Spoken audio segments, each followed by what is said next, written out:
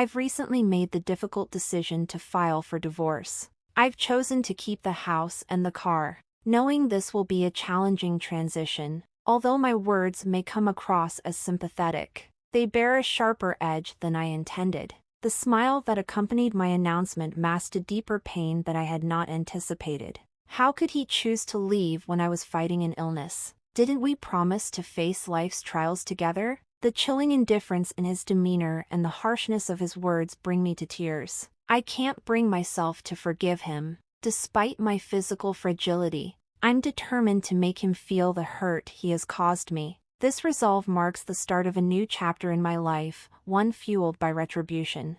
My name is Natalie, and at 42, I have devoted myself to being a loving housewife, tirelessly caring for my family. Every day with my husband, Bruce, was once filled with joy, reminiscent of the sweet, vibrant candies we savored together, so delightful that time seemed to slip away. When we first met through a mutual friend, Bruce's outgoing nature and warm smile instantly put me at ease, making it effortless to open my heart to him. Our early days brimmed with happiness, and I eagerly anticipated each moment we spent together, treasuring them deeply.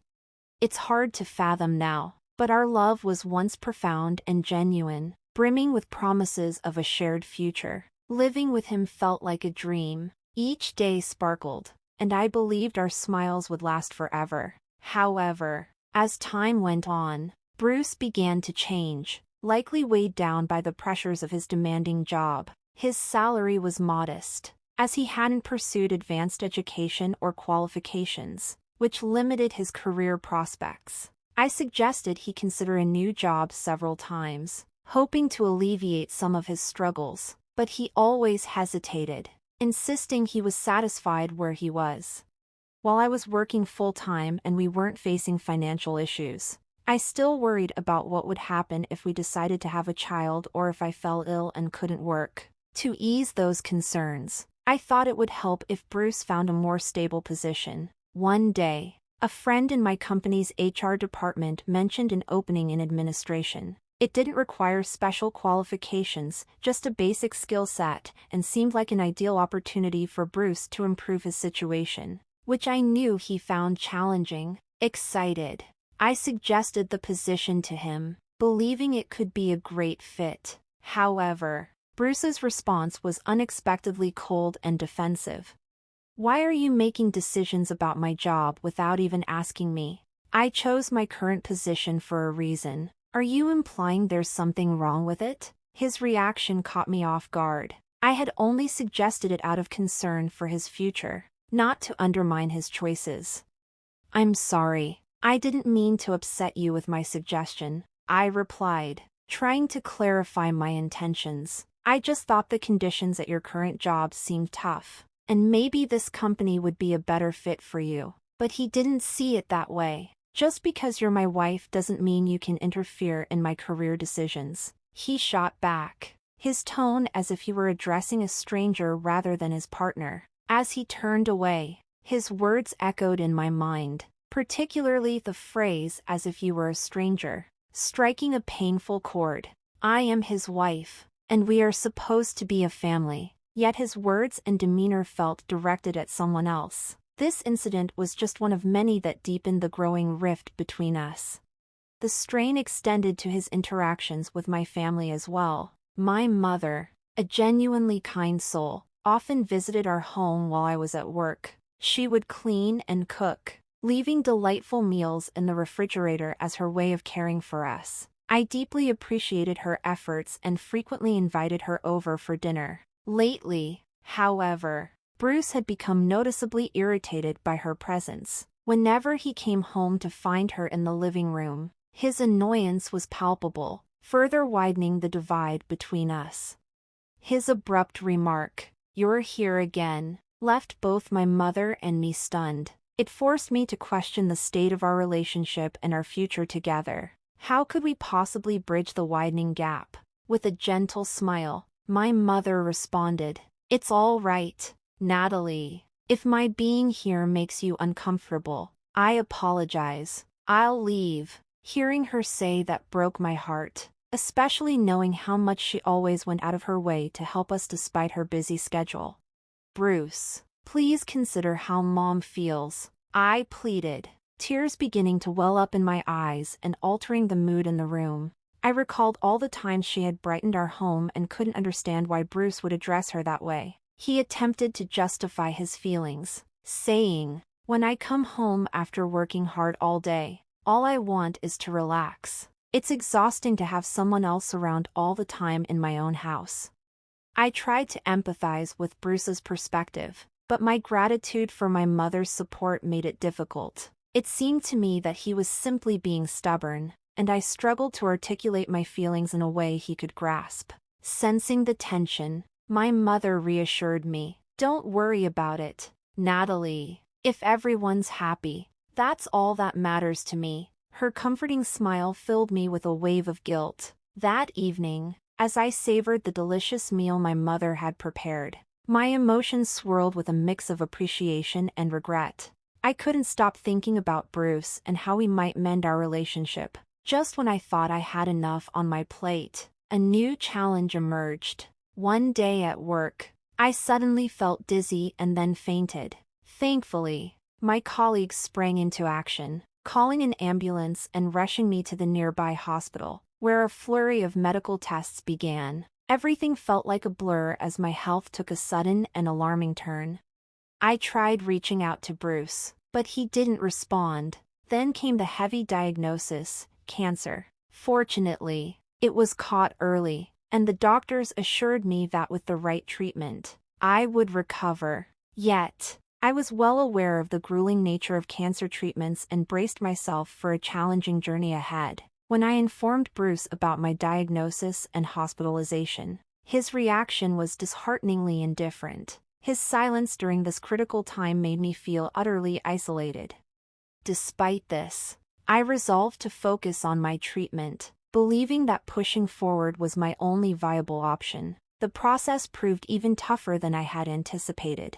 My health rapidly declined, leaving me confined to my hospital bed for most of the time. Amidst this struggle, Bruce finally showed up in my hospital room one day. "How are you feeling?" he asked nonchalantly, as if he were inquiring about the weather. "It's pretty rough," I replied, trying to inject a bit of lightheartedness into the conversation. "It might have been a bit easier if you were by my side, honestly." I was frustrated by Bruce's absence. Why hadn't he come sooner? His support could have made a significant difference during these trying times. Instead of feeling relieved at our reunion, I felt even more isolated. Reflecting on our past only intensified my irritation. Then Bruce dropped a bombshell that left me genuinely stunned. "I filed for divorce. I'll take the house and the car. I know it's tough, but hang in there. I don't know how much time you have left, but I hope you keep fighting." "Wait, are you serious?" I exclaimed, unable to hide my shock. "Divorce?" A storm of questions raged within me. Didn't we promise to always stand by one another? I had always believed that true couples would face challenges together. Bruce's words left me utterly confused and feeling completely detached. In that moment, a quiet resolve began to form within me. "I don't need him anymore," I whispered to myself. "I'll move forward on my own. I'll forget about him." I decided then and there that he would one day regret underestimating my strength and resilience. But first, I needed to end our relationship properly. "I get it. I'm sorry for everything. You can keep the house and the car," I said, severing all ties with a sense of finality. I was ready to face the next chapter of my life on my terms. "Whatever you want. If you need compensation, I'll pay," I added with resignation. Bruce initially looked surprised, but his expression quickly morphed into a smug smile. "I didn't expect you to accept it so easily. I thought you'd throw a tantrum. Anyway, take care of yourself and don't bother inviting me to your funeral," he remarked coldly as he walked out of the room. As he left, a smile spread across my face. He didn't realize that he had just stepped into my carefully laid trap. I was intrigued to see how his life would unfold from here. I reached out to a colleague from a company I knew well. "Hello, long time no talk. I have a favor to ask. Can you help?" Initially surprised, my colleague hesitated, but after I explained my situation, he agreed. "All right, let's give it a try." Everything was set. I imagined Bruce's shocked and anxious face, and this vision brought a smirk to my lips. This newfound sense of excitement even boosted my motivation to continue my medical treatments with renewed vigor. A few days passed, and one afternoon after my treatment session, I noticed I had received 102 missed calls from Bruce. The thrill of waiting for his call was oddly satisfying. Once I calmed down, I called him back, and his shaky voice greeted me. "Natalie, help me. I never expected this," he pleaded. Hearing his distressed tone made me chuckle internally. This was exactly what I had planned. Trying to sound concerned, I asked, "Bruce, tell me what happened." He took a deep breath before replying, "My name's on the company's layoff list. I can't believe this is happening." As I listened to his panicked voice, I smirked, knowing that everything was unfolding just as I had orchestrated. The person I contacted was the head of sales at our company. I had asked him to reconsider the business dealings with Bruce's company. Initially puzzled, he reviewed their transaction history and decided it was best to switch to a different partner. That was why Bruce's company started calling me. Deciding to twist the knife a bit, I revealed something I had kept to myself. "You know, there are rumors in your company about you and the new girl. Everyone likes her," I said, dropping the hint with feigned nonchalance. This added layer was sure to unsettle him even more. "Because she's always so cheerful. There are whispers about an affair. Is that true?" I could hear disbelief in Bruce's voice. "Are you serious? You can't be serious. This has to be a joke." His surprise was understandable. After all, who would think an ordinary employee could wield such influence? "Well, actually," I continued, letting a pause linger to gauge his reaction, "I'm the CEO of this company." Silence fell on the other end of the line as Bruce struggled to process the revelation. "It's no lie," I assured him. This was the reason we had been living so comfortably. "My annual income is around $5 million. Your regular salary wouldn't have been enough to support your lavish shopping habits." The truth was, Bruce's spending was exorbitant. The $2,500 monthly allowance I provided him functioned like a second salary. Yet it was never enough. He often rushed to me with a pleading tone, asking, "Can I have a little more?" At this rate, the money he received from me might end up surpassing his actual salary. While most people would scale back to a more sustainable lifestyle, giving Bruce a $2,500 allowance each month wasn't a burden for me. However, I always wondered what he spent that money on. "Bruce, yesterday was payday, wasn't it?" I reminded him of our routine. "I've always given you extra money on payday, but that might be difficult from now on. We're not a couple anymore, and it's only natural that you can't expect that monthly allowance." I then cautioned him about the mortgage on the house. "Oh, and be careful with the mortgage. It's $3,800 a month. I know it'll be tough, but you'll need to manage it well. If you're late with the payment, you might have to leave the house." While a $3,800 mortgage wasn't a burden for me, it was a significant amount for Bruce. His reaction revealed a mix of confusion and disbelief, as he repeatedly muttered, "Really? Can this be happening?" I could see that his sense of security had been shaken, exposing a newfound vulnerability. "And that's crazy," I added. What I said was the truth. This is the result of my efforts to maintain our relationship. I reflected on how Bruce had taken advantage of my presence, pursuing only his own desires. Perhaps it was time for him to face the consequences of his actions. Why did it come to this? I've been laid off, and now I have to figure out how to get by. How am I going to pay the rent this month? The despair in his voice was palpable. He sounded lost and uncertain about his future. and the thought of imagining a brighter path seemed daunting to him.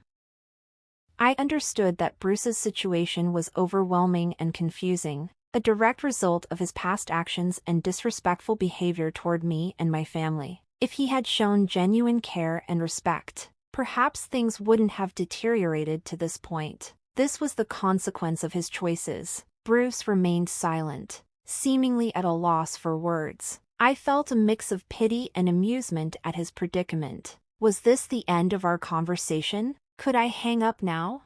But just then, he spoke again, his voice tinged with panic. Wait, can we reconsider our relationship one more time? I know it sounds selfish, but I realize now how important you were to me. The idea of starting over with him made my heart race, not out of excitement, but from the daunting prospect of revisiting all the pain he had caused. He continued, I know I've been reckless lately, and I'm sorry I couldn't visit you in the hospital more often, but once you're better, let's go somewhere peaceful and have a relaxing time together. I want to see your smile again. His words were nostalgic, reminiscent of the promises he made when he proposed, a life filled with laughter and happiness. Back then, I was so swept up in his charm that I jumped into the relationship without fully considering the consequences. Now, reflecting on our married life and all that had transpired, the thought of returning to how things were felt overwhelmingly complex and fraught with potential pain. Navigating our relationship had proven challenging, especially with Bruce's reckless spending habits. Perhaps if I had understood him better, things might have turned out differently. His voice grew weaker as he pleaded, Natalie, I can't live without you. I want to be by your side and face life's challenges together. Can we start fresh just one more time? His words were saturated with sadness and a hint of desperation. Despite the emotion in his voice, trusting him again was difficult after everything that had happened. Stop it already. We're done. I've chosen a new path, and I can't go back. I responded firmly. I could hear a trace of sorrow in his voice, and I sensed he genuinely wanted to reconcile, but I knew that returning to the past would only lead to more heartache. Please let me say one last thing. I truly loved you, Natalie. If you ever change your mind, I'll be here. His words might have swayed me once, but I had made a firm decision about my future and our relationship. I refused to be influenced by his sweet talk any longer. Enough. Words like that won't change my mind. Think about it. Don't you have another girlfriend? Shouldn't you focus on her?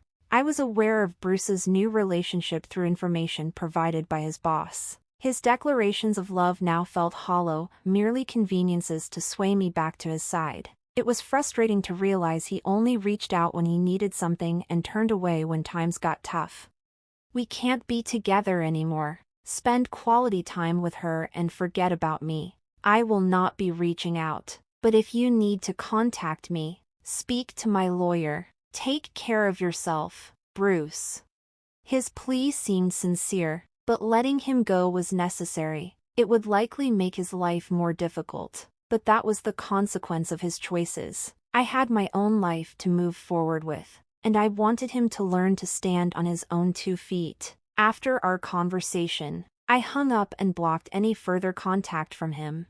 According to my lawyer, Bruce repeatedly tried to reach out, but I remained steadfast in my decision to move on independently. My resolve was unyielding, and my lawyer respected it, keeping my details confidential. Surprisingly, my lawyer then suggested pursuing damages, a possibility I hadn't initially considered, but now seemed like a viable way to seek compensation.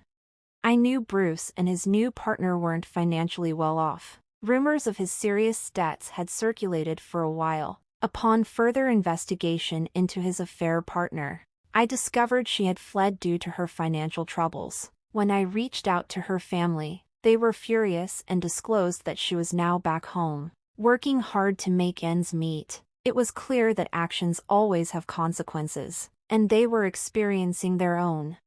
Meanwhile, I had managed to overcome cancer and make a full recovery, a development that even surprised my doctors. Upon returning to the office, I found a letter on my desk from the supportive sales manager. His heartwarming words touched me deeply. As word spread that I was single again, some colleagues kindly offered to set me up. However, after everything I had endured in my past marriage, I decided to cherish my time and focus on myself for now. This period of reflection and self-care felt essential after the tumultuous events I had experienced.